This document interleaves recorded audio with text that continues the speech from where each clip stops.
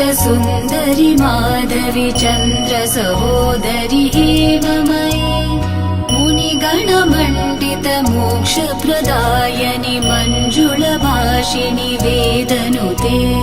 पङ्कजवासिनि देवसुपूजित सद्गुणवर्षिणि शान्तियुते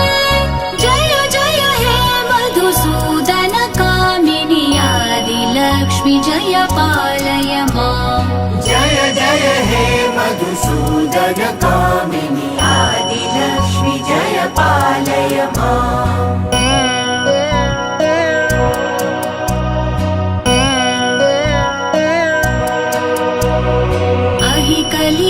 कलिकल्मषनाशिनि कामिनि वैदिकरूपिणि वेदमयी